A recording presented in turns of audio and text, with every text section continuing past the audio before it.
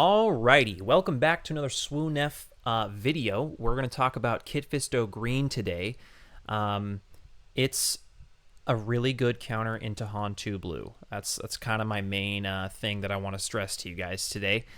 This is a match that I got on webcam, but I've been beating Han 2 Blues left and right on Petronaki as well as in person. And yeah, considering that Han 2 Blue is going to be massive and is considered the best deck in the game right now, I think it's important that you guys listen up and realize why Kit Fisto is so good against Han 2 Blue. And I mean, the crux of it is that his action is pay 1 if you attack with a Jedi this phase, deal 2 damage to a unit. And often Han Solo's playing those 4/4s that come with 2 damage on them, and then you can just ping them away for 1 cost. So it's a great ability. But honestly, everyone's crapping on the Kit Fisto flip.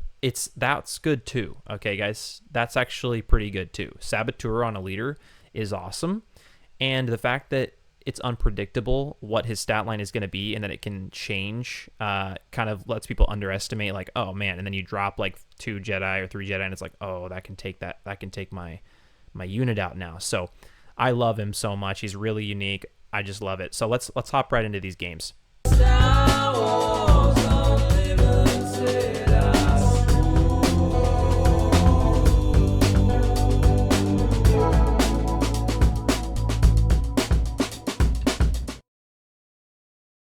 So this player starts out with turn 1 Grogu, pretty typical.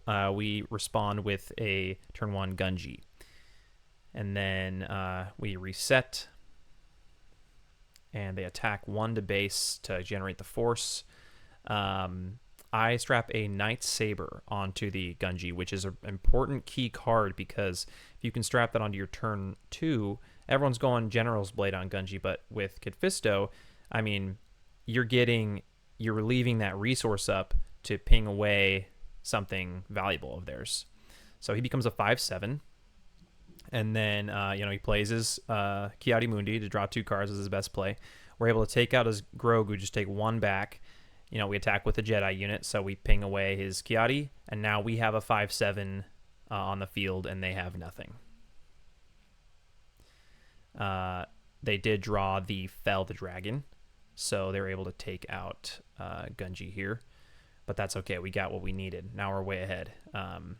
They've got no units on the board. We just played a Ki-Adi-Mundi. We draw 2 cards, go to the next phase. I did actually have this Paladin Training Corvette in the deck for a while. I've cut it since just because it's not very good. It's just really slow. It's a fun card, though.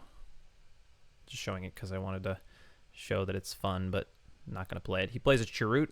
It doesn't have the force right now. So we do take the opportunity to put 4 damage onto Chirrut. He puts out a Yaddle. That's a pretty good turn, able to get those 2 units out. But we just ping away the Chirrut because we attack with a Jedi. And then we play Obi-Wan Kenobi. He flips his leader.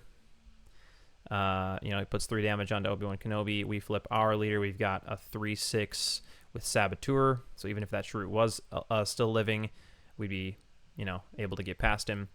So we play Force Throw. He has to discard. He just discards the crate, so we take care of his Han, and then we are able to clear his whole board. And it's pretty much GG, honestly. He did say later, like, I should have just conceded after my leader turn because that was pretty brutal early game. And he's able to be pretty much just playing like things like Ezra.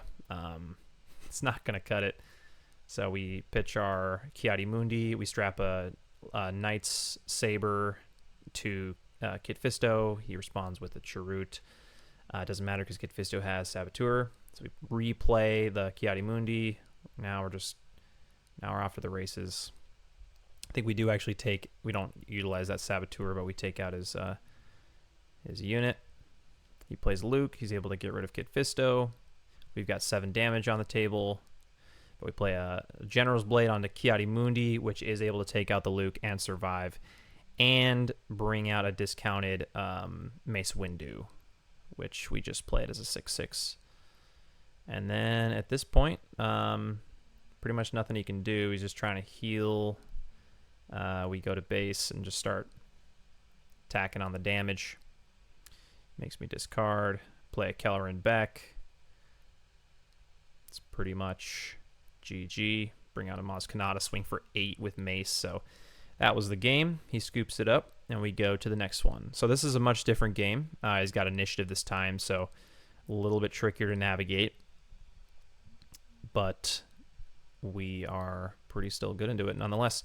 So he plays Ogdo Bogdo turn 1. That's definitely a better play than Grogu into this. So he kind of learned this match. He plays Ogdo Bogdo. We just claim because we don't want to get our thing just eaten for free. We'd rather just take the damage to the base. So I think I just pass turn 1, and then he, first action on turn 2, and then he plays a Secretive Sage. We then respond with the Maz Kanata, so if the Ogdo Bogdo wants to trade into it, it dies.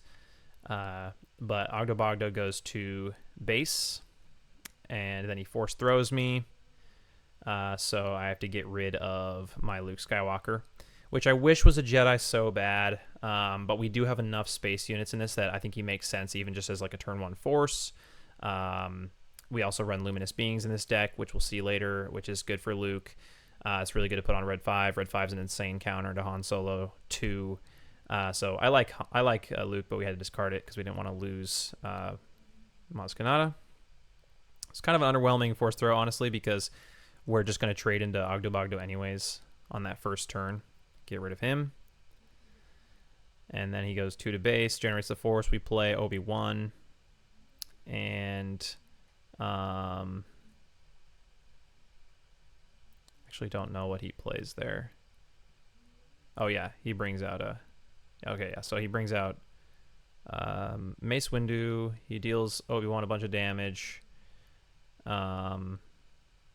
We play Huyang to buff up Obi-Wan, which means the Secret Sage can't just kill Obi-Wan anymore. So he flips Han to try to take care of the Obi-Wan, but we get to attack with the Obi-Wan first. Get 5 onto his base, generate the force. He does take out Obi-Wan, which deals him 5 damage. We have attack with a Jedi unit, guys, so we just take out his leader for 1 cost. That's a pretty good trade. Happy with that. We flip Kit Fisto. He only has 2 power, but we force throw. He's got a lot of big stuff in his hand, so we are able to take care of Mace Windu. We take out the Secretive Sage because Kit Fisto has Saboteur. Those shields don't matter. And then go to the next phase. He plays Anakin. He's not able to kill Kit Fisto because the Huyang buff. Or no, sorry, Huyang. No. He's not buffing Huyang, but he's still not able to take him out. He's got 1 health left.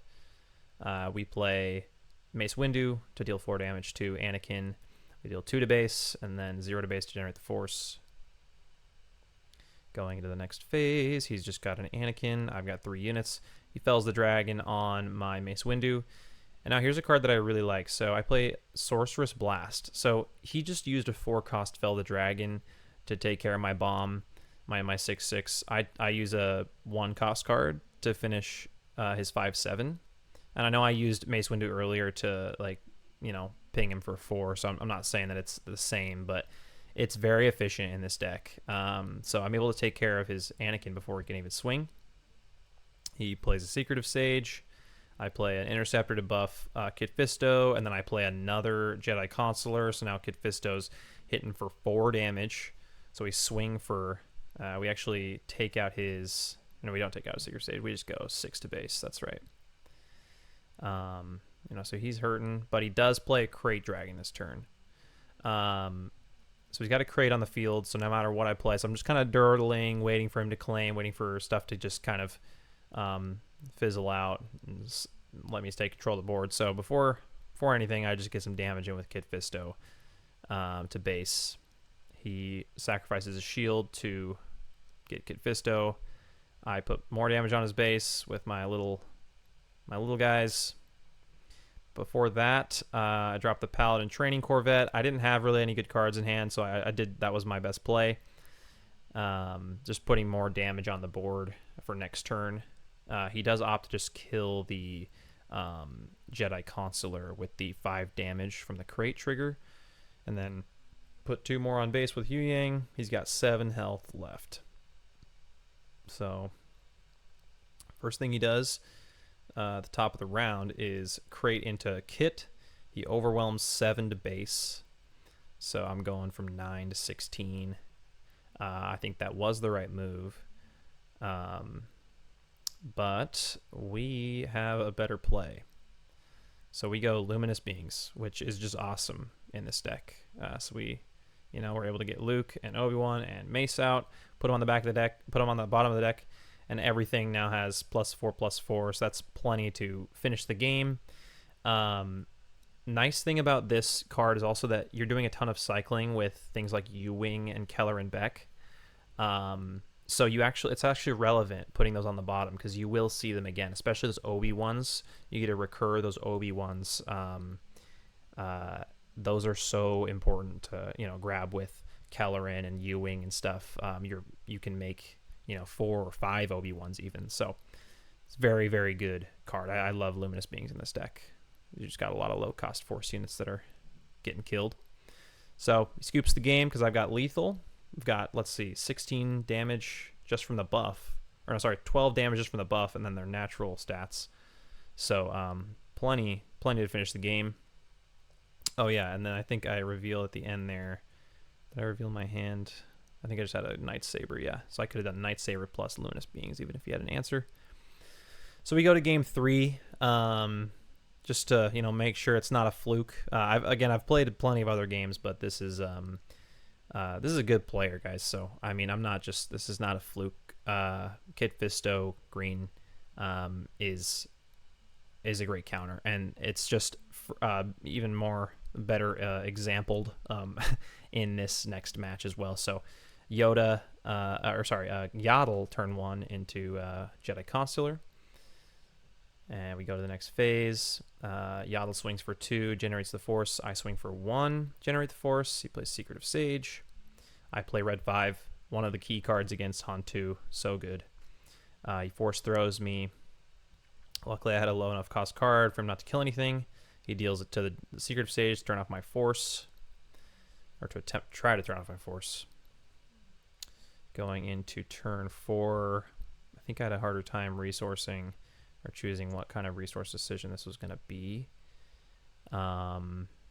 So yeah, I think I end up just playing a Ki-Adi-Mundi here, but I think I had the opportunity to play a 3 cost, I think it was possibly Hu Yang to keep him alive, plus a ping, but I just play Ki-Adi-Mundi because he's goated. So I get my guy taken out. I don't have the Force, but I am able to put a lot of damage on Yaddle with Red 5. He plays his Ki-Adi-Mundi, gets damage into base. We're just trading back and forth. I've got the initiative, though. So I do opt for just right out of the gate. I'm going to take out Yaddle. I don't want all that restore. He trades with my Ki-Adi-Mundi, so I'm still off of the Force. I do think that was the right move. So I flip. He flips. I put a General's Blade onto Kit Fisto. He immediately plays a Fang Fighter just for 2. He just uses Han's ability to get rid of it, which hurts. But we've got a backup to boost him up to a 2 cost.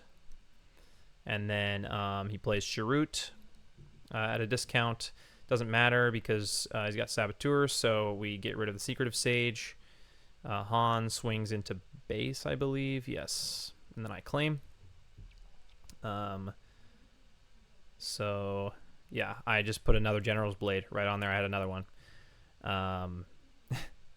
That's a great card. General's Blade is super good. And he's thinking because he's staring down a big old Kit Fisto. But he does have a pretty good answer. He plays Force Lightning out of Aspect, trying to turn on that Anakin. So he gets rid of my bonus from having Jedis out.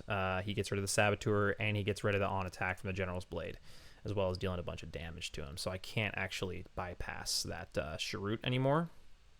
I play Hu Yang, though, because I knew he was trying to take it out. So I'm like, let's buff him up. Both of his units has 3 power. Can't take out Hu Yang. Hu Yang's so good. So good. He plays a Ogdo Bogdo. So I just go straight into the Chirrut and take the Chirrut out. And Han, I believe, yeah, goes to base because he can't actually take out Kit Fisto anymore without dying back, I believe, because I've got 2. Or no, his abilities are gone for the phase. Never mind. So he just goes for base. I still don't think he can take it out because Hu Yang's putting that 2/2 on him. So he's forced to go to base. Now here, I have a lot of damage on base right now. I have 5 damage on base plus 2 damage to Ogdo Bogdo, but I actually end up claiming because I want to take advantage of the Kit Fisto swing because he's going to get +2 and Saboteur and the General's Blade ability. So I claim. He was like, yep, that's what I was afraid of. And then, yeah, I'm able to just get in a bunch of damage with, I think, 8 damage. So I'm going from 6 to 14 with Kit Fisto. And I generate the force. So he goes Ogdo Bogdo into Hu Yang, debuffs my Kit Fisto.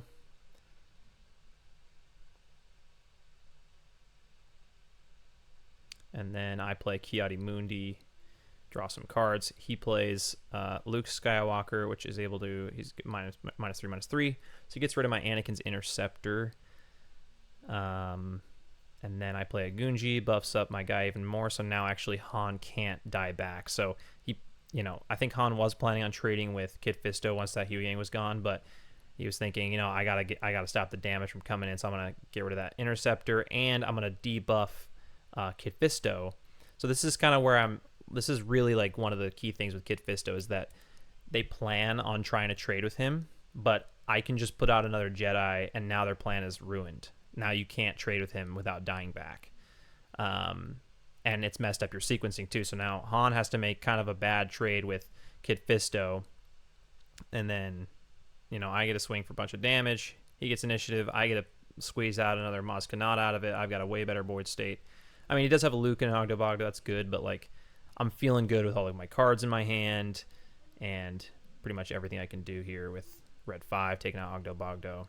So turn 1 he plays, or action 1 he plays Crate Dragon, which again, not sure if it's better to swing with Luke or play the Crate first, but I mean, I think that's probably pretty good because he doesn't want me to play like my bomb, like my Sindralig or my Yoda or anything like that before he can't just deal 8 damage to my base. And then he could, close it out with the Luke and the Ogdo Bogdo. But he plays Crate Dragon.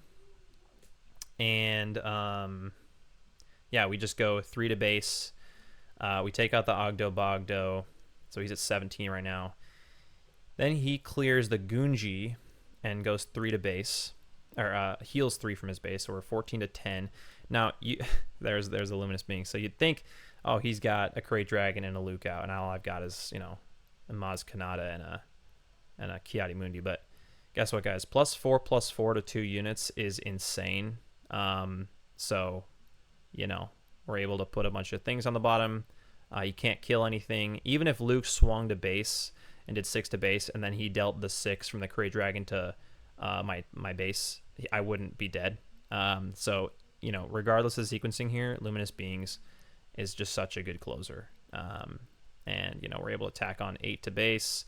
We did have the Sindralig. Again, we didn't have the Saber, but it's just honestly a great deck, guys. Try it out. Sindralig also, we didn't get to see him in this build, but he's really great because you have so much action churning with all the units you have out, and Kit Fisto's ability that they're often claiming. You can get them to claim or not, or waste their resources and not have removal, and then you just slam the Sindralig, and you put a Yoda's lightsaber on him. You could put a General's Blade, a Night Saber. It happens, especially with all the card draw with Ki-Adi-Mundi. So you guys got to be on the lookout for this deck. I'm telling you, this might be the rogue deck at Galactics. I mean, it's very good against Han Solo. If you guys want to see more, I also have a couple of recorded games against Anakin Blue, against Talzin Green, a few other ones too, but those we're able to take and show them who's boss with Kit Fisto. So I feel really comfortable with this deck. It's my favorite deck so far of the set. I just wanted to highlight specifically this matchup because everyone's hating on Han Solo. So if you want something fun to play that can also beat Han Solo and beat a lot of other decks and is like new, you know, a new leader, try out Kit Fisto. He's so fun. So yeah, let me know what you guys think, and we'll catch you on the next one.